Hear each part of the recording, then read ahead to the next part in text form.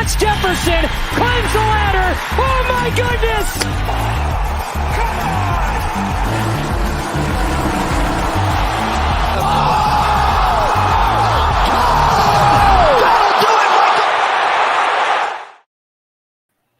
What is going on, everybody? Welcome to another episode, the final episode of the 2023 PGA Tour season. The fall swing's right around the corner, but the final event of the 2023 season, the Tour Championship. I'm joined tonight by Snyder and Locks to break down the Tour Championship. Only a 30-man field, the final 30-man field, final 30 players left in the FedEx Cup playoffs. And we have an interesting format, which we'll get into here in a second. So I'll go around the horn. I'll start with Snyder.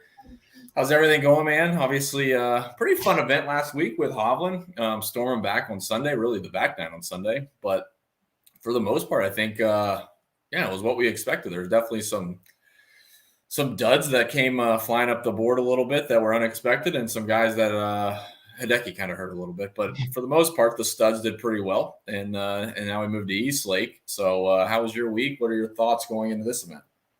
Yeah, it was a pretty good week for me last week. I had Hovland outright, so that was good. And then I had quite a few Hovland Homa teams.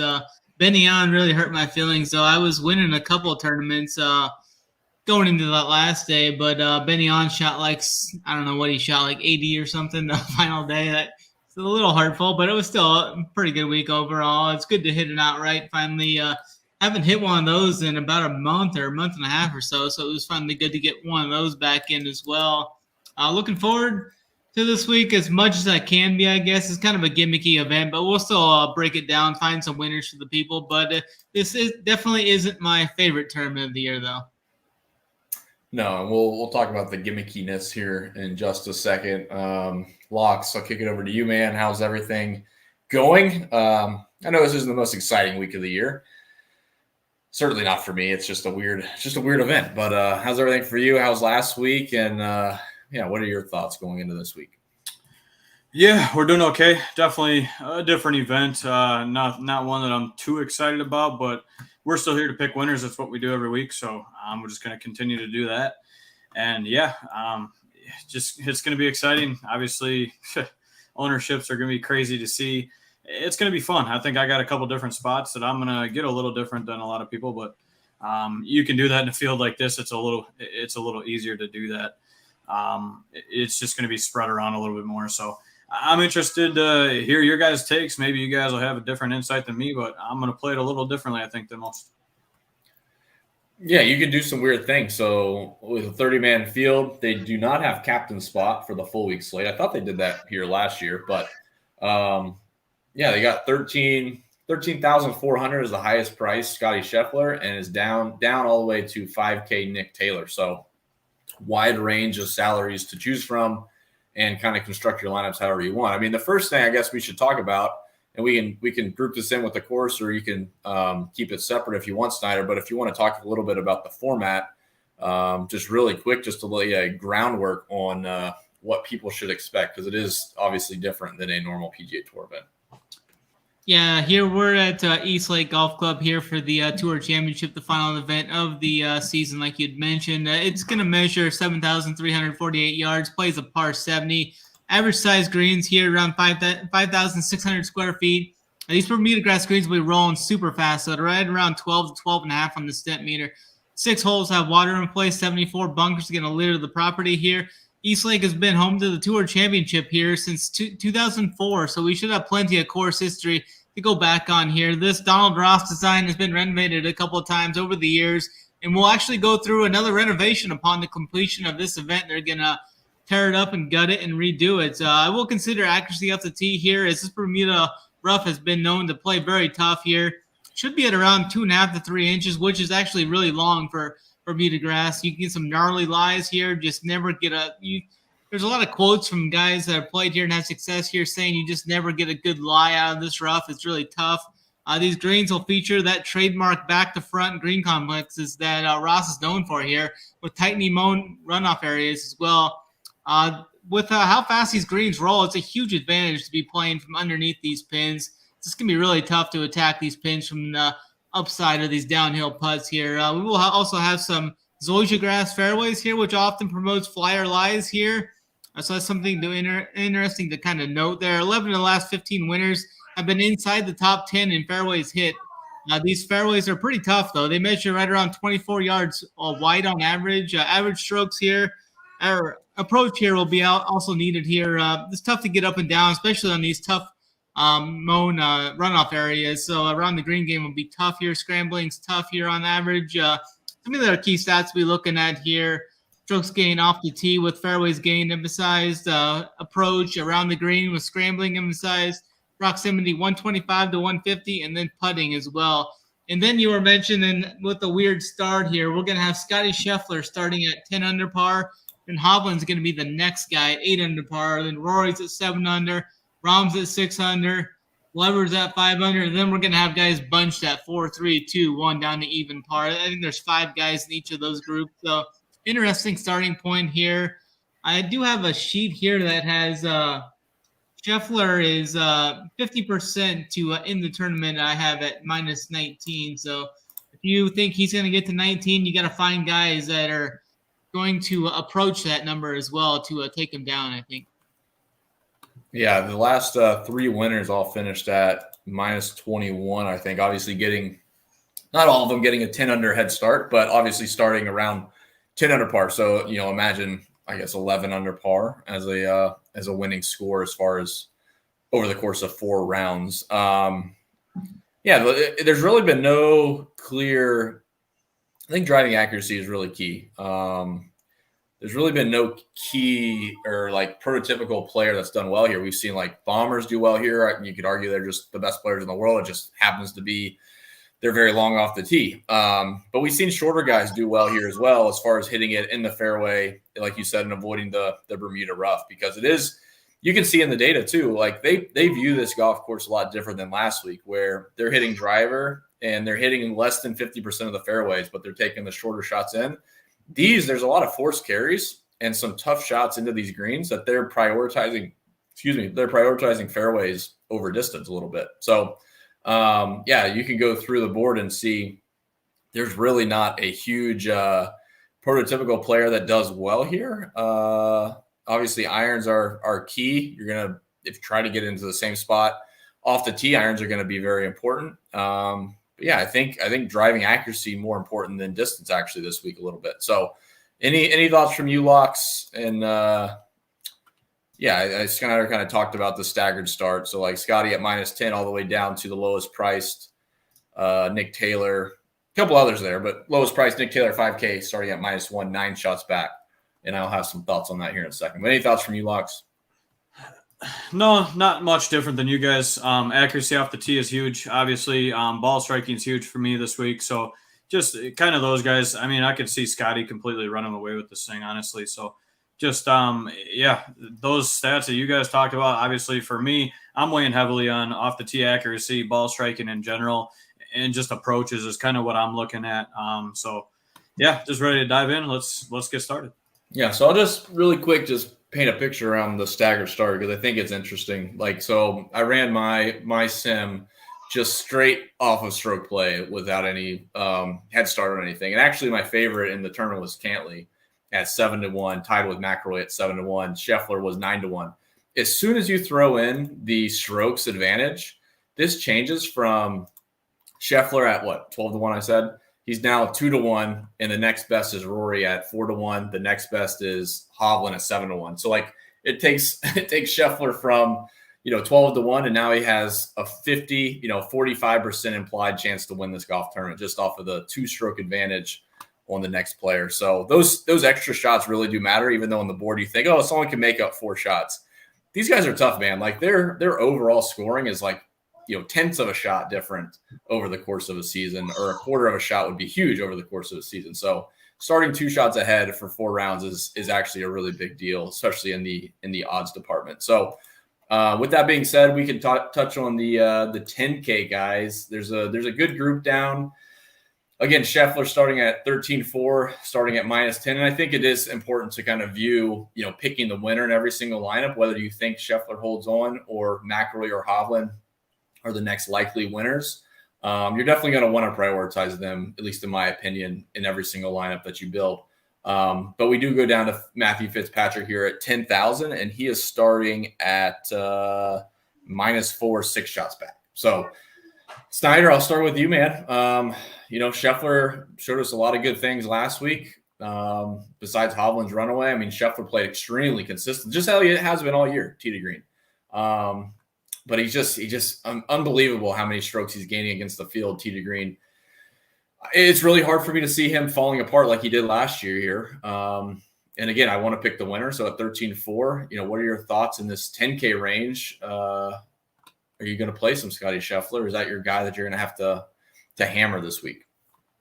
I think I'm going to go to Scheffler this week for sure. 13-4. I think you definitely need to have the winner here to win any tournaments or anything. You're going to need a lot of uniques. I mean, it's kind of tough to get unique here with this build. There's only 30 guys, but I'm going to go Scotty up top.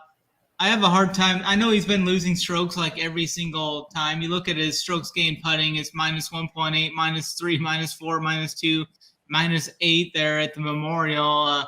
Looking at like the Masters, he lost about 4 strokes, but it was different surface there as well.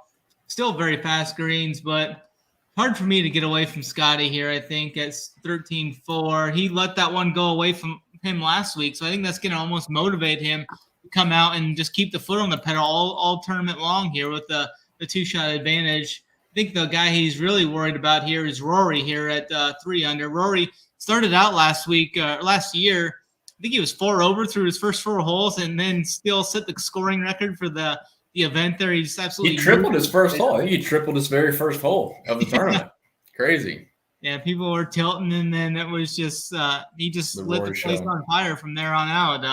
So he did the scoring record. I can't remember what the scoring record was last week.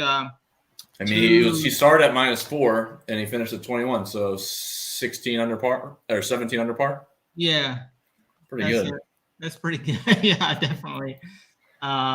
17 under with 4. So he shot 21 under after his next first hole. Yeah, after his first 4 holes. Yeah. So yeah, I think you need to have Rory in the pool. I don't know how much I'm going to get there. It's because I'm not sure how many teams I'm going to throw. I'm not going to play 150 this week or nothing. Scotty will probably be anchoring my teams. Can Hovland go back to back? He's been playing super well. Hasn't played the best here. I think the around the green game is just too tough for him here with these tightly mown areas, with these runoff areas. He typically struggles on those type of situations for his around the green game. So I think I'm going to be off Hovland this week. I really like Xander down here. He's got some of the best course history in the whole field here. He's just absolutely played this course almost the best of anyone. I mean, Rory's right up there as well. He's got 2 wins here. And Xander's got a 4th, 5th, 2nd his last 4 trips here. So I'm going to be on some Xander. I'll be starting some teams with Xander too. If I just one of those in the lotto or something, I may fade, the guys up top. If Xander somehow wins this event, I think that could be unique. But I think it's going to be Scotty 1, Xander 2 for me in this range. Okay. Yeah, and I know there's some questions in the chat. Yeah, obviously go ahead and hit the like button if you haven't already. But someone was asking how difficult is it to be unique? It's pretty difficult. And honestly, I think to Snyder's point of starting up top and jamming in the top guys to win, the placement difference between 30th place finishing last and even finishing 10th is 4 points. It's not a big deal. It's no deal at all. So you need to get these guys that are starting way down the board to kind of buoy these star-studded lineups. I'm not worried about placement points. I just want those guys to move up and allow me to pick the winner. But yeah, as far as being unique, it's almost impossible unless you fade all these top 3 guys and you leave, I don't know, $3,000-$4,000 on the table, which is not going to win very likely, but it could at some point, but not likely. So Locks, you said you might be a little bit different this week. Are you fading the winners? I shouldn't say the winners, the leaders. You think someone else could track them down? They're going to be overrun. I actually think Scheffler's going to be underrun a little bit based on what I've seen. So curious your thoughts here. Yeah, that's what I'm kind of seeing too. And that's where I'm not going to play 150. Don't get me wrong. I'm probably not playing a whole bunch of lineups this week. But for me, I think I'm going to lock Scotty and X out McIlroy completely. I don't think I'm going to play McIlroy at all. I just think I can see Scotty getting to 25 under or something crazy and just running away with the damn thing. I mean, he hits the ball so damn pure. He tried a new putter last week. It helped maybe a little, maybe not, but it doesn't really need to help him at this point.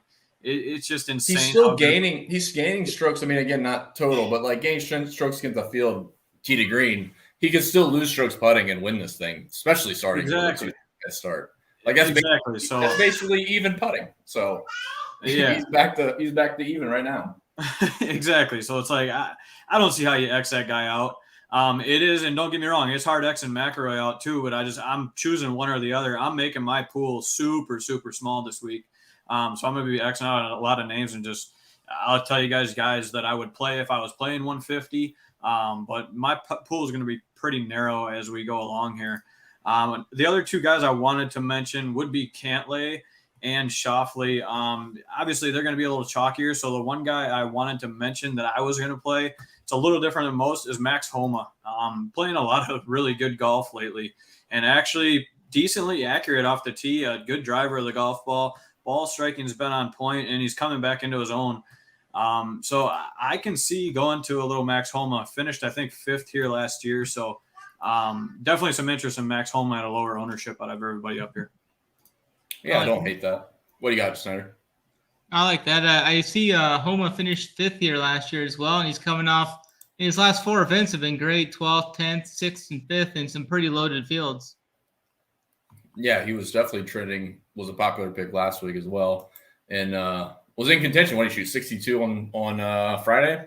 So he was definitely moving in the right direction. So don't hate that. Yeah, I think for me, I mean, Scheffler's going to be a key for me in a lot of lineups. I'll still have some exposure to McIlroy.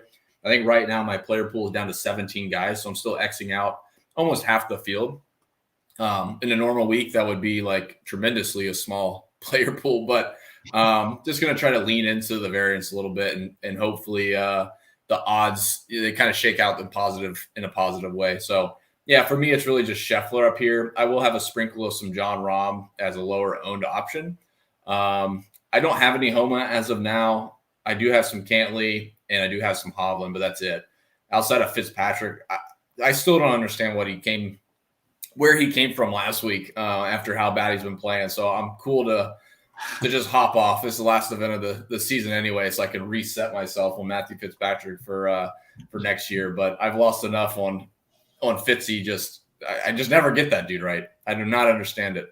So yeah, for me, it's just jam in Scheffler. Try to prioritize Scheffler. Most weeks I would say build from the middle up or even the bottom up. This week I think you got to build from the top down.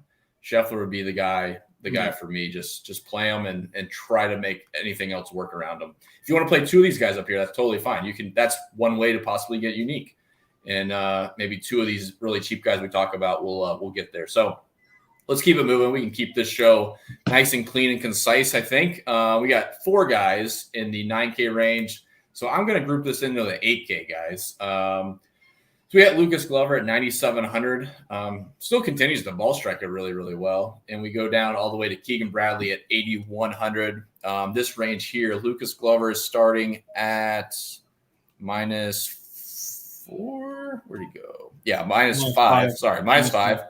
And Keegan is all the way down at -3. So again, kind of a small range there. Certainly in play for a top 5 or a top 3.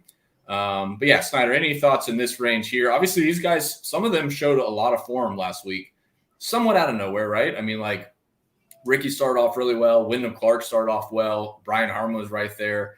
A lot of guys that we kind of kicked to the curb, I think, or at least I did after they had their kind of peak and say, okay, well, now there's their cool down session and we're going to hop off a little bit prematurely. And they definitely showed that. And obviously Fleetwood's a super popular pick last week and he gets priced down here at 8,800. So what are your thoughts here, Snyder, in this range, which is, probably another key to the lineup construction? You're probably going to want one of these guys at least in every lineup. Yeah, I kind of like Glover here. Just from accuracy off the tee, he's been hitting over 70% of his fairways over the last 36 rounds, hitting 75% of his greens last 36 rounds. So definitely like the consistency Glover's been having there from a ball striking standpoint. Last week, the putter did kind of cool down a little bit compared to what it was the 2 previous wins that he had. But I think maybe he can get that putter coming around and somewhat good again. Where he was putting good at Rocket Mortgage to John Deere, and then the 2 wins he had. I think he can bounce back from that.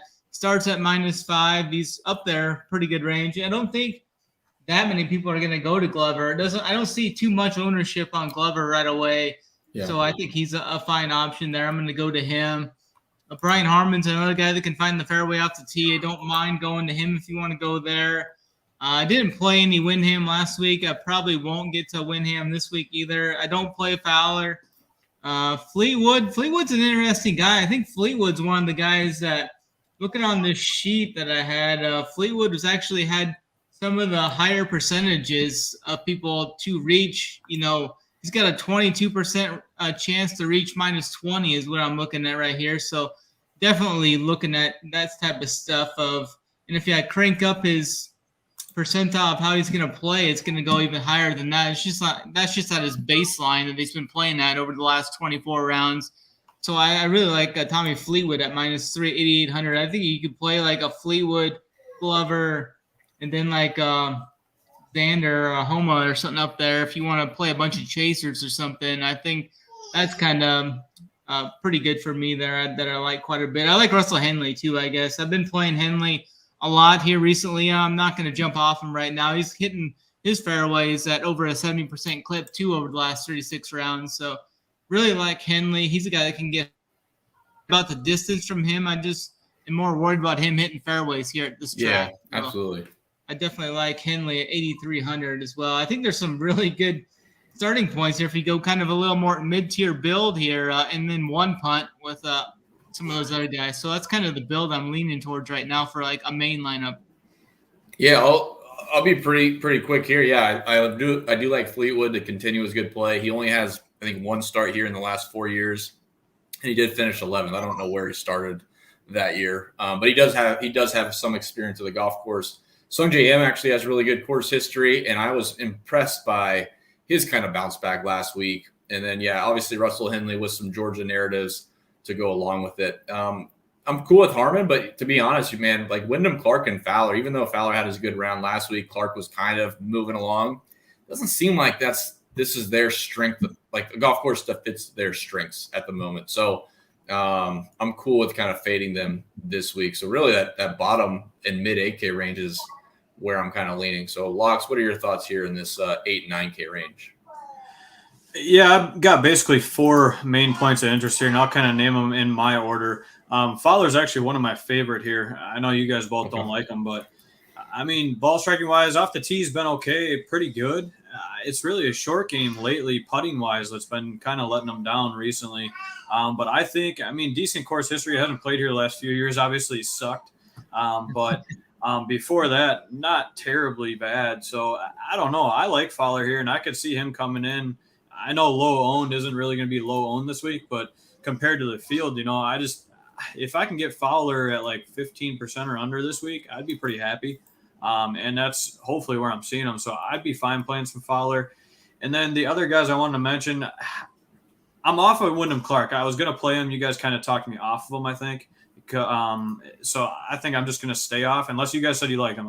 This is the Tour Championship, not the U.S. Open, where you can hit it in 80-yard wide fairways. Like, you actually have to play good golf here. I just can't play Clark. Harmon's my second favorite probably here, and then I would go Henley and Fleetwood as well. Fleetwood, it just seems like this would be the tournament that he all of a sudden just freaking wins somehow. Yeah, 30-man field, no one cares about. Like the tournament I hop off of him, it's going to happen, and I wanted to hop off of him, so I'm just not going to do it. I got to have him in there a couple times. It's going to happen one of these days. He's playing really good golf this year, so I really wouldn't doubt that he could possibly win this thing too. In a nutshell, it's Fowler, Harmon, Henley, Fleetwood for me in this range, and that's it. No Sungjae? Sungjae's on a tear, man. I don't like Sungjae. I do not. I'm Xing him out this week. Oh, man. That's too bad. Sungjae's actually kind of starting to peak, it looks like, actually. That's what I'm saying. I like a couple other Kims better than him. That's fine. Again, there's price to be considered. So we can touch on, let's see. We'll just do a 7K range. Locks, I'm going to go right back to you, buddy. The 7K, your 2 Kims are right here. I got hated on for a little noodle, wet noodle, whatever, Siwoo Kim last week. He finished like 30th place, which was expected for Siwoo Kim. The guy, his ball striking numbers are still really good, so consistent. He's just not as good ball striking as Scheffler, and he might be a worse putter than Scheffler. Isn't there something to be said about Siwoo Kim on Pete Dye courses though? There is. So I'm not bagging for this week. I'm just saying last week I got hated on and it worked out very well in their favor. Well, we'll take that hate and turn it into some green dollars this week because I do like Siwoo Kim quite a bit here. Dye courses and him seem to mix pretty well. And really, honestly, accuracy off the tee is kind of good for him. I have him real good, man. I mean, honestly, it's great. Yeah. He grades out well there, but his greens and regulation aren't bad. That's what's weird. Like his ball striking accuracy numbers are good and stuff, but greens and regulation lack. So I don't know. I think a lot of that's par threes for whatever reason. It's kind of a weird. He's got some weird stat splits. If you want to break it down between par threes, fours, and fives, like par threes, he plays so far over par. It's sickening. It's sickening. It's nuts, but I honestly think he plays good this week. I don't like Tom Kim, so I only like one of the Kims. I don't like Tom Kim or Sung Jae Im. I'm off both of them, but Siwoo Kim's going to be high on my list this week.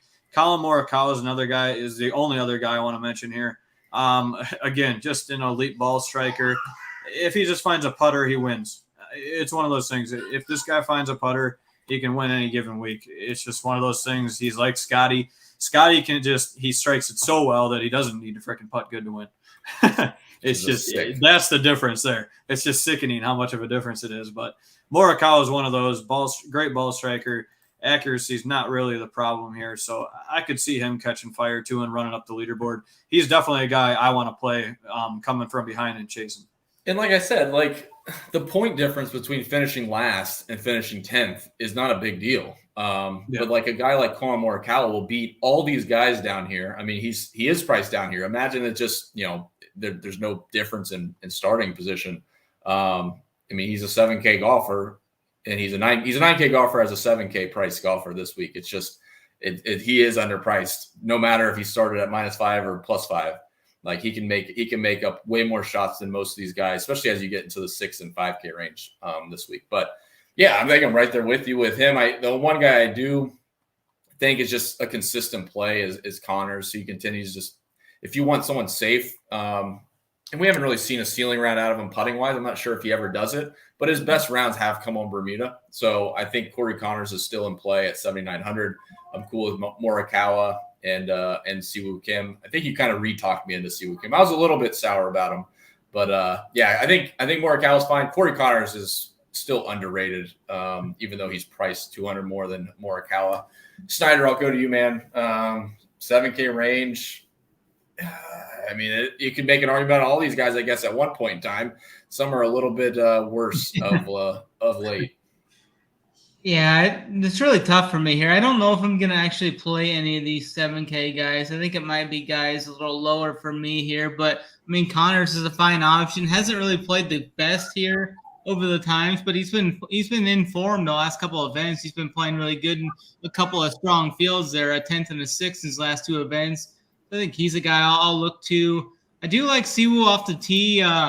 72% fairways hit is pretty good over his last 36 rounds, but the irons have not been that good for him over the last 36 rounds. Only hitting 64% of greens in regulation, losing strokes putting. I think he's fine for tournaments though. 7,200. I think he's definitely a guy I'll look to if I need a guy in this range. My guy Morikawa is definitely hurting my feelings though. I think his game's actually trending in the opposite direction. We saw that approach play was so good there over the PGA Championships and Memorial, the Charles Schwab, the U.S. Open. He was gaining 5 strokes approach. 2 of his last 3 events, he's lost strokes approach. I love it. He's that's my guy. I love him. I love it. Snyder's off him. I'm on him. Yeah. He's winning this week. Let's go, baby. I didn't play much of him last week. I played him on one team just out of respect for him. I'll probably play him on one team out of respect again this week. But I don't see myself being too overweight on him. I know for the price, he's got the most upside. He might have the most upside per dollar on this slate at 7,700. There's someone better. There's someone better. Yeah, there's a guy there probably is. I mean, Morikawa's been playing like a donkey. I'm with you, Drew. I know who you're talking about. I hope so. There's some down there, but I'm kind of worried.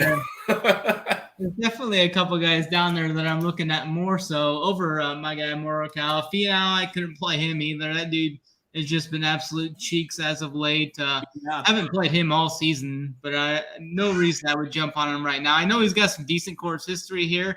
Hopefully that'll get people onto him. It looks like he's actually going to see some ownership in that 15 to 20% range possibly. So I'll let those people chase him. Really no conviction, hard conviction on any guys here. I think Connors would probably be my favorite play if I had to pick one. Okay. All right, Locks, you want to talk about him? Best upside on the slate. Yeah, I do. And it is the best upside on the slate. I think another guy in this range down here.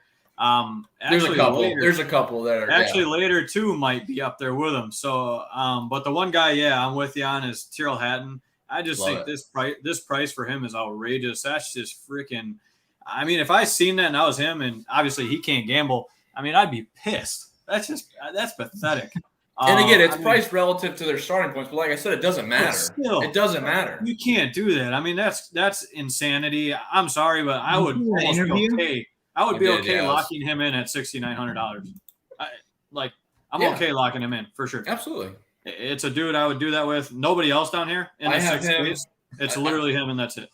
I have someone else at 100% at the moment, which is kind of ugly, but I'm going to have to figure out how to pivot. But Hatton, I have at 82% right now, and he's at 82% of my lineup so far, and just trying to tweak a little bit of the ownership. But yeah, he's for his upside. Like I was trying to pull it up really quick. Let's see where he's at.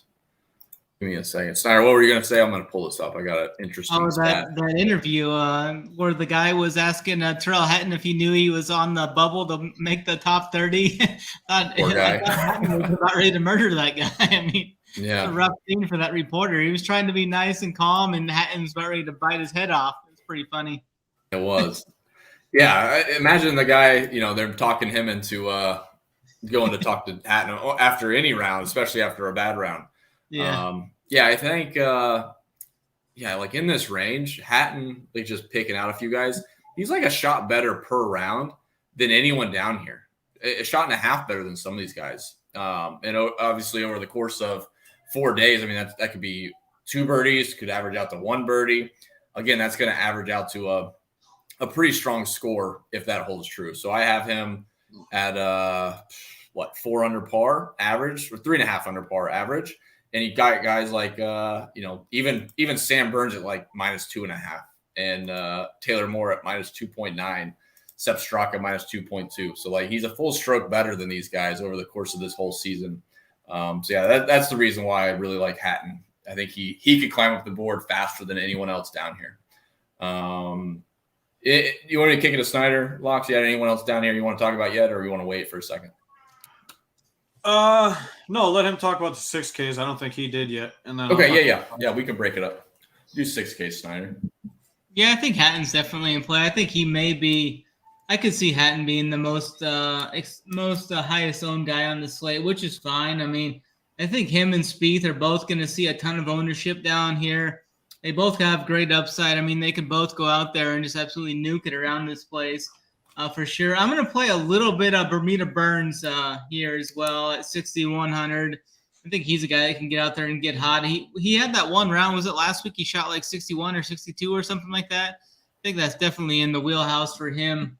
And one of the rounds this week to kind of bump his way up there. I think I'll have some Burns.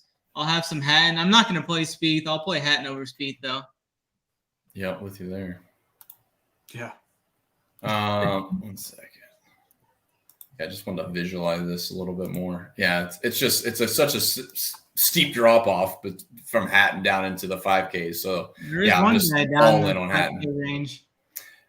There's one for me who doesn't grade out well, but I just want to hang out there for a second. But yeah, for the 6K range for me, it's really just Hatton. Spieth, man, he makes me so nervous every single week. I faded him last week. He's tied for lead or whatever. He's up there on Thursday, and I'm like, I don't understand how I can get this guy wrong. Like, there's no reason why anyone should play him. People play him, and he's a first-round leader almost, and then he falls back. So that's terrific. Not going to play him again this week. Taylor Moore shot 88 or something on Sunday last week. He's in really bad form since the Sunday at the BMW. Or not the BMW. What was that? What term was that? He's in freaking shambles. He's in rough shape. As far as he has a WD, just take last place money and get out of there. But yeah, I'm cool with Sam Burns. Sam Burns is totally fine. He's another guy that I don't rate him as high as like a Hatton, but he certainly has as much upside and could have more upside than Hatton in this on this golf course. So we can talk about the 5K rings. We got Grillo, Straka, Shank, Nick Taylor. I think anybody you camp out at down here is you're going to kind of be on an island. I don't think anyone down here feels like the Hatton upside is there for Grillo or Straka. Like there's really nobody I have a ton of conviction on. The guy that just projects out well, and I have a lot of right now, is Sepp Straka. And I can see why. Like, honestly, from a driving perspective, I try to comp it out. And I think hitting a lot of fairways makes a lot of sense for Straka. He doesn't hit a ton of fairways compared to the rest of the field, but in this range, he does have some upside. He obviously played well at the Honda, which demands hitting it in the fairway, has Bermuda crossover, etc. So, Sepp Straka for me at 5,400 is my favorite play down here. I don't know if I have any Grillo. I don't think I do have any Grillo. I might have a sprinkle of Nick Taylor just because I played him last week, and I might just have to have some exposure. But I don't think this is a Shank course, so I will say that. I'll go to Snyder. Sorry. Okay. Yeah, I think Straka is definitely going to be one of the most popular guys down here. I like him. I like his course history here. He finishes inside the top 10 last year. The one thing that really is scaring me here is his around the green game. Over the last 8 events, he's gotten worse around the green. The last 4 were like really bad. -1, -1.6, -2.2. Then last week he was -4.6 around the green. And here, I mean, this is going to be one of the toughest places around the green scrambling-wise. That's the only thing that kind of hurts me or makes me want to maybe hold a pause or something on Straka or not kind of completely go all in on him would be the around the green game. Yes, he was really good there at the John Deere Classic. He went first, second, and then he's really regressed since then. Missed the cut, was T63, damn near DFL in that first event, and he was T37 last week. I don't know. It's just the off the tee even hasn't been that good for him the last 3 weeks. So maybe that keeps me off of Straka, but I'll probably have some of him. I think Grillo's got some good upside as well. I don't think I'm going to play any Nick Taylor. Shank's got more upside than Nick Taylor, I think. So I think I would lean Shank over Taylor if I was going to play one of the two. But I was like hoping to play a lot of Straka until I kind of deep dived into his recent form there, which definitely holds me to a little pause there, I think. A little bit, yeah. Again, 30-man field, it's yeah. You kind of got to play. You don't have to play everybody, but you kind of got to play some people that are a little uncomfortable just to make the top end work. And like we saw last week, man, there were some scrubs at the top of the leaderboard last week that made no sense to me at all. Hoagie was on the optimal, I think. Was he? There's another guy. Like you would have been the last player, or first player out of your player pool probably, and besides Taylor Moore, of course. And then he goes and finishes on the optimal lineup. It's just ridiculous. Locks, what do you got? Honestly, I think I'll talk you back into him a little bit or a little bit more, Snyder. It's just down here. I mean, what, $5,400? I think is his price tag. Yep. Yeah. To get Scheffler in a lot of lineups or those top guys, you have to have guys down here, and I don't know how you don't play Straka. Personally, I mean, 6th place here last year, I believe, or something like that. Yeah, 7th, decent finish. 7th, yeah. I mean, off the tee, accuracy-wise, is huge. 64 here. On Saturday here last year. We've talked about this all show. Basically, accuracy off the tee is huge. That's one of his strengths. Yeah, around the green, does he suck? Yes, but he's in the top 16 for the year, basically in greens and regulation. So does he really miss a green that much? If he's hitting the fairway, he's probably not missing a ton of greens at this tournament. At $5,400, I think I'm going to have a ton of Sepp Straka here. That's just me personally. I totally understand your guys' views on it, but that's just I'm in on Straka. What are you talking about? I'm in on Straka. Yeah, so that's my take on him. I'm in with you, Drew. I think you got to play a little bit more of him, Snyder, especially down here. The only other guy I would probably play is Grillo, just because of the year he's having. He's accurate off the tee. He doesn't hit it very far, but you don't really need that. Accurate off the tee, hits a lot of greens, and he's putting a lot better lately. So those are the two guys I would play down here. I think if I played Straka, though, I would play him without Scotty, actually. If Scotty comes in as the highest owned guy, I've seen him and Rory as the highest, both right around 20, 22, 23% ownership. I think a lot of the people are going to pair those guys up with a 35% owned Straka, though. So that might just kind of game theory-wise a way to kind of avoid that 50 to 60% combined ownership right there. You're going to end up on a 30% owned guy somewhere else in the build, though. I mean, you're going to end up with $700 left. It's going to be Colin Morikawa. Boom. Click them in. 60 to 70% of the Sepp Straka teams will have either Scotty or Rory on it. You'll have 5 overlaps somewhere. To not dupe is a tough chore this week. So try not to galaxy brain. I mean, obviously try to be unique, but there's a certain level of kind of going against your optimal builds, I guess, in a way. Like, Scheffler is going to be higher on. I got all these people. I got 13,500 left. I can get Scheffler, but he's going to be too high for this lineup. So I'm going to go down to, Matt Fitzpatrick. Probably not good. Not good. So any final thoughts? I'll go around the horn really quick. Again, somewhat of a short show. But it is what it is. 30-man field, and we'll be back for the fall swing soon. The NFL is right around the corner. You can use the promo code NFL20 for 20% off any package for life. So every time it renews, whatever interval, it'll keep staying 20% off, which is fantastic. And like I said, NFL is right around the corner. They've been crushing preseason, which has been somewhat envied of. So, sign up, check it out. Obviously, tons of showdown content. Guys love the showdown in NFL when it starts up. And Big T I think he's famous for showdown, to be honest, besides the Millie Maker and being 6'5". So, Snyder, I'll go to you, man, and then I'll go to Locks. What are your all's final thoughts this week? Again, it's not rocket science, but I think there's definitely a certain It's the Tour Championship. Should we throw a show core out there? One each person and then one combined? We can, I'm cool with that. They're playing for – I think there's going to be a lot of pressure on these guys, though, too. I mean, not every day they're playing for $18 million. True. They need the live guys in here. This would be no pressure. Yeah, I'd be like, we do that on the weekend. Get Harold Varner in here. It's like, dude, this is nothing. No big deal.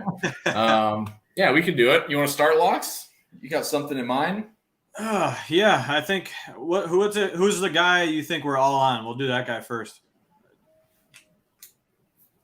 Well, I just heard out of Snyder's mouth he's going to fade Scheffler if he plays Straka, so I'm not sure that Snyder's on the same play, but I guess Scheffler would be number one. Scheffler is probably going to be – You would have to core Scheffler. Yeah. So we'll go with Scheffler. I think I know who Drew is going to say, so I'll say somebody else. I've got a couple. You can go with anyone that you feel the most gut about. I got plenty of guys. I think I'm going to toss my guy Si Woo Kim in there. Okay. Locks? Or not Locks, sorry, Snyder. Si Woo Kim. I'll leave some salary out there. I'm going to go with Russell Henley, 8,300. I think I love it. Solid. I love so much salary. Love it. Yeah. Give the people a bunch of salary to pick. Pick the guy we know. We know you're going to take. I really want to take Hatton. Let's go, baby. That leaves a ton of salary. Whew. That leaves the optimal build after that. Just pick the right two guys. Yeah, there's so much you could do, man. You could go mid range and go up to another stud that could win this thing. So appreciate that. That's a good idea. So what we got? We got Siwoo Kim, Terrell Hatton, Scotty Scheffler, and Russell Henley. Russell Henley. Perfect. So that's your show core. Snyder, final thoughts on the event? Just looking forward to this event. I'm going to have fun with it. Don't get too carried away. We've got a lot of other stuff going on. College football's back in the fold this weekend as well. MLB, all sports, one price, and SaberSim just came out with a new update today too. SaberSim 3.0 with a new Sims tool as well with the SaberSim Unlimited. So huge updates there for SaberSim. I've kind of been playing with it a little bit. It looks going to be game-changing, I think, for NFL, especially going forward with the Sims tool that they just came out with. Perfect. Locks, what are your thoughts here? Not much. Really not a whole lot of final thoughts. Obviously, watch for some late WDs. I don't think we really got to worry about that. Any Hidekis popping up in there for us. So, I mean, it's a Tour Championship. It's 30 people. This isn't rocket science. Just pick the best plays. There's some guys I think are easily X-outable. Just do it. Make your pool as small as you can. I think this week there's no reason to have a ton of guys in there. Just take some stands. That's all I say. Take some stands and go with your gut. So, yeah. Are we going to pick winners? I don't know. You guys want to do winners too? No, yeah, we can do that. So if I'm going, I would obviously pick Scotty. I think we all will. So let's just pick somebody else. You can do a winner without the starting strokes. There's 2 different betting markets this week. You can pick either like Scotty's plus 225, I think, to win the tournament, but he's only 8 or 9 to 1 without the starting strokes. I think he's down. He's priced down now. He's almost even odds. Whew.